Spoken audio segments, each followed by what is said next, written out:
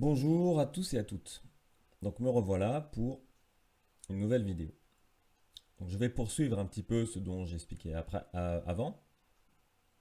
C'est-à-dire que je disais que j'ai rencontré sur mon chemin des gens qui croyaient à certaines choses, qui croyaient pas du tout à d'autres choses, et puis ceux qui euh, croient mais sont un peu dans le déni, donc qui ne veulent pas rentrer ou s'attarder sur le sujet et qui préfèrent vivre leur vie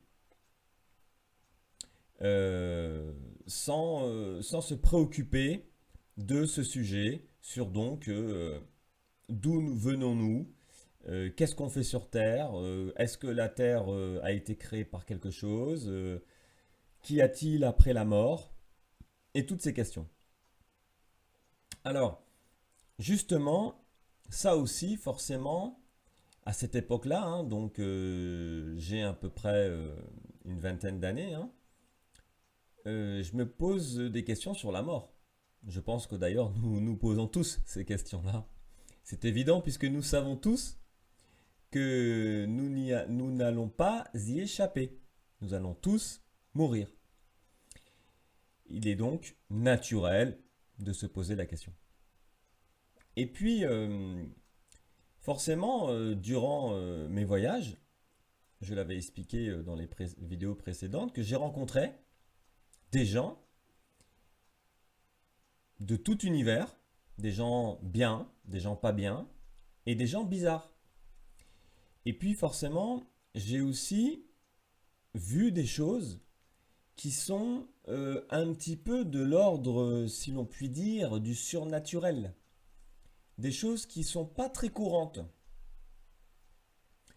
Donc, forcément, quand vous voyez ces choses-là, quand vous rencontrez des gens euh, de divers horizons, de diverses intentions, vous ne pouvez pas nier cela non plus. C'est-à-dire que quand vous voyez quelqu'un dans la rue,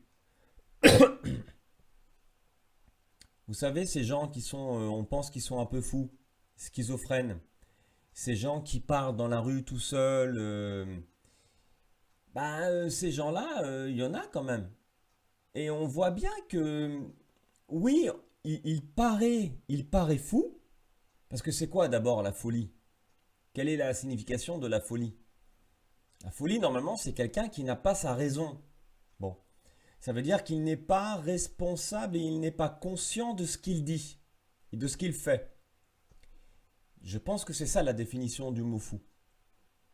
Mais il y a des gens, on voit que ils sont, ils sont fous, mais ils sont pas fous. C'est-à-dire qu'on sent qu'il y a quand même une maîtrise de ce qu'ils font, mais il y a autre chose. Et donc, les médecins souvent vous disent que c'est de la schizophrénie. Bon, ces gens-là, on en rencontre tous les jours, hein, on en voit.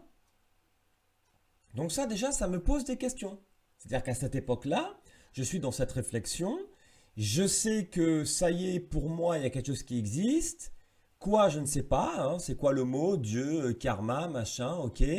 La Terre, c'est clair, elle n'est pas arrivée comme ça, j'en suis convaincu, mais je n'ai pas encore les preuves, hein, les vraies preuves, quoi. Hein. Quoique, je commence aussi un peu à étudier un peu la science, et je m'aperçois que dans la science, eh bien, beaucoup de scientifiques s'accordent à dire que la Terre a été créée à partir du néant. Et ça, c'est un point qui est vachement important. Parce que quand un scientifique vous dit que nous avons des preuves scientifiques que la Terre a été créée à partir de rien, c'est-à-dire qu'avant la Terre, il n'y a eu rien, ils appellent ça et donc il y a eu un phénomène, ils appellent ça le Big Bang. Déjà, ça vous fait réfléchir.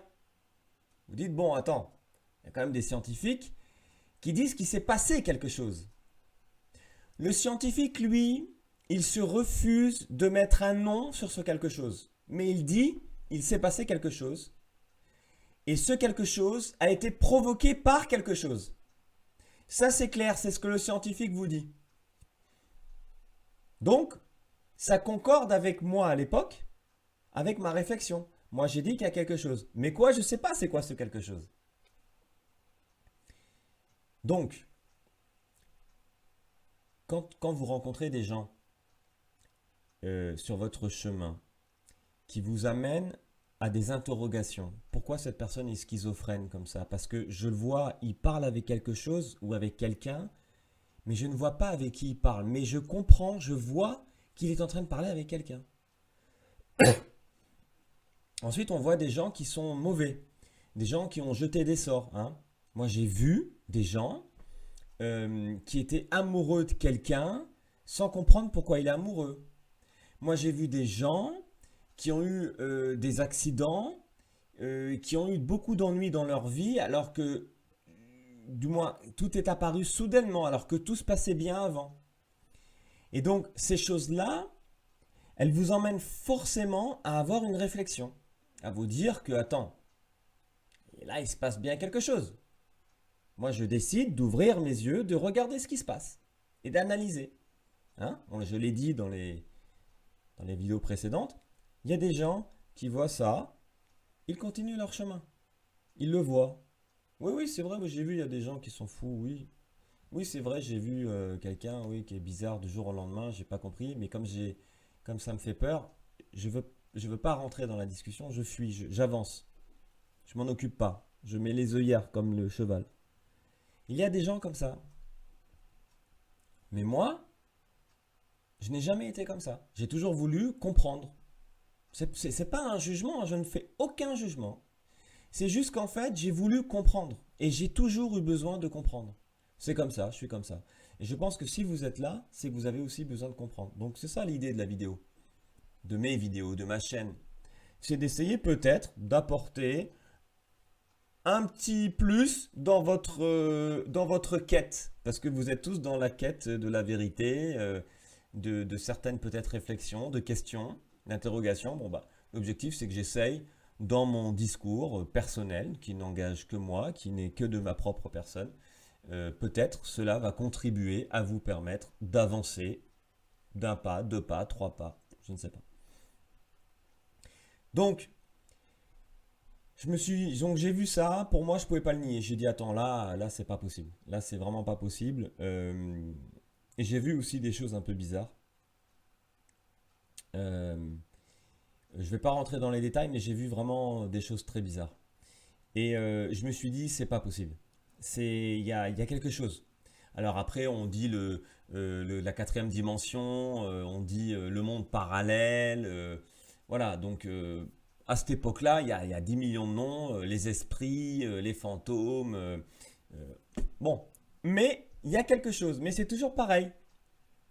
C'est quoi? Bon, mais je pense que l'important tout de même, c'est euh, déjà d'ouvrir, d'accepter, de voir ces choses-là et de ne pas en avoir peur.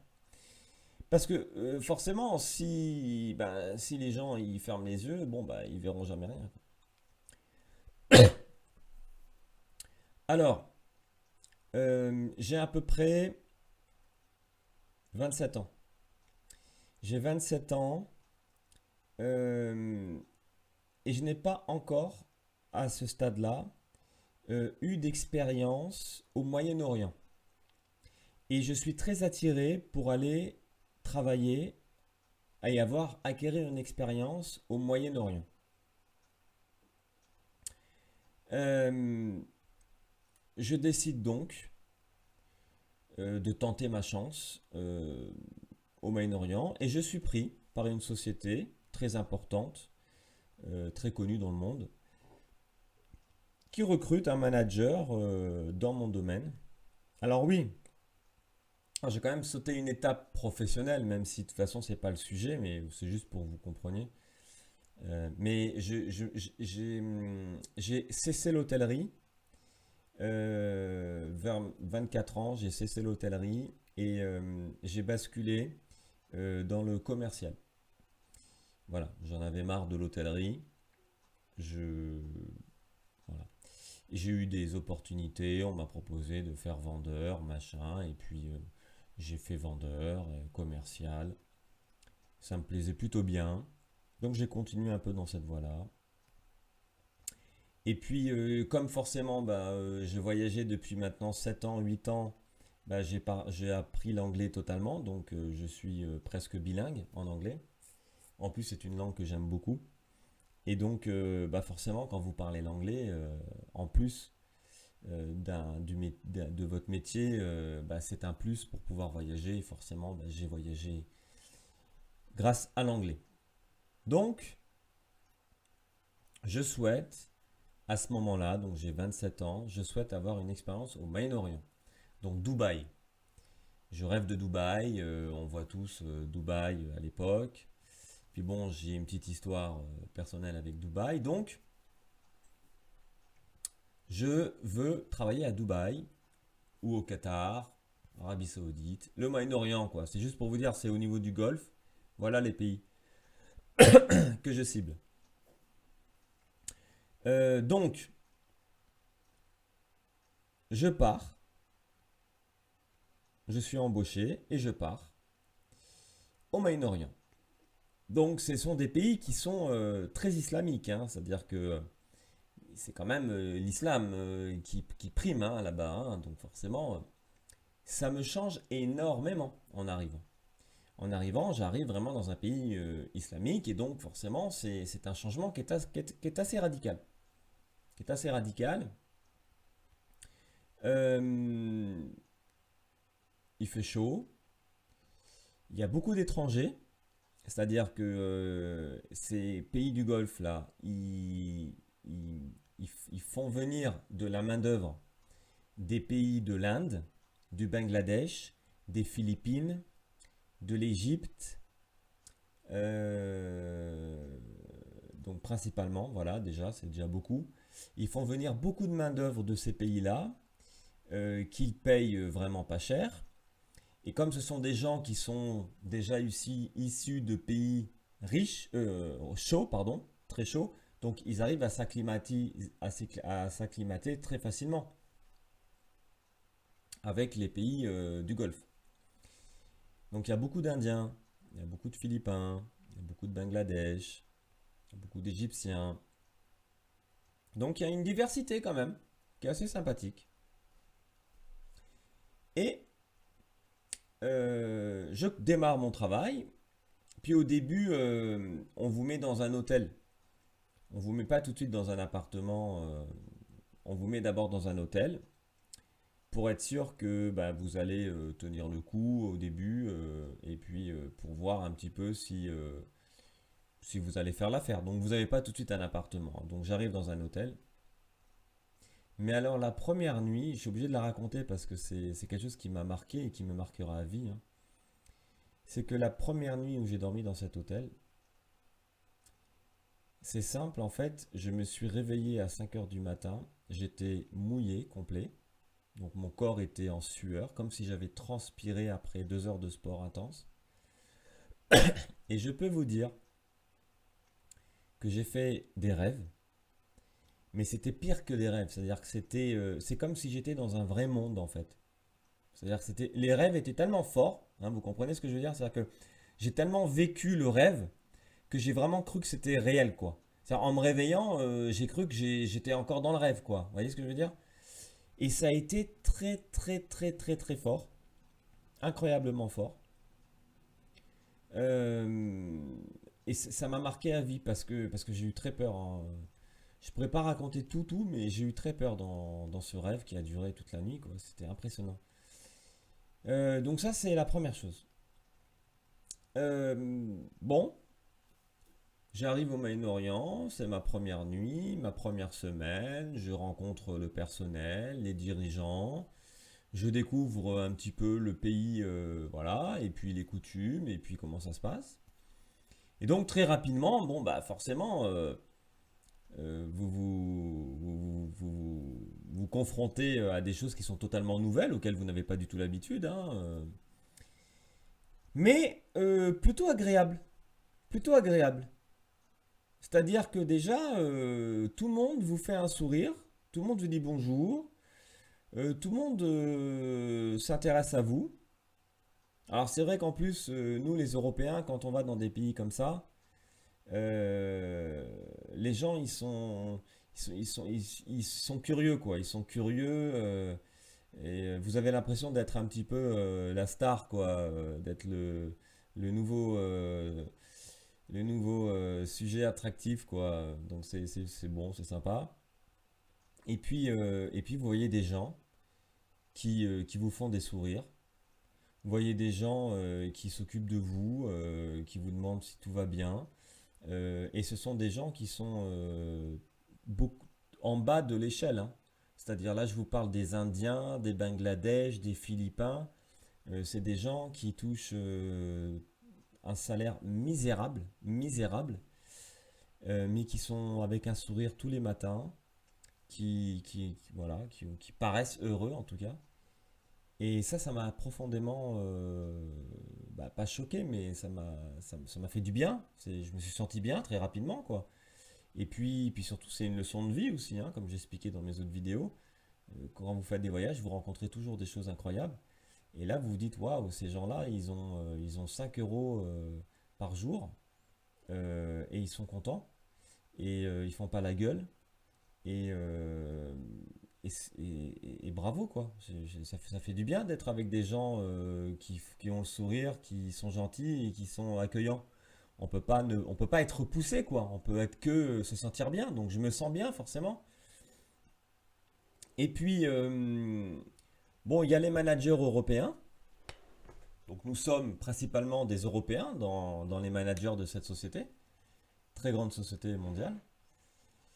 Bon, bah les managers, bon, ouais, ouais, ouais, bon. Des managers européens, pas mal qui se la pètent, pas mal qui se la pètent.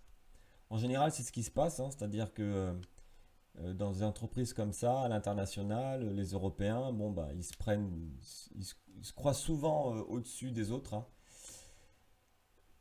Ça aussi, c'est quelque chose qui m'a énormément marqué, mais très jeune, parce que quand j'ai commencé à voyager très jeune, j'ai remarqué ça, qu'il y avait de la part de certains hommes, beaucoup des hommes blancs, qui avaient un certain orgueil, un certain comportement à l'égard de gens de couleur ou des gens pauvres, si je peux dire ça. Je parle en termes de richesse pécuniaire, parce que bien sûr que la richesse humaine, elle est avant tout ici et dans ton comportement.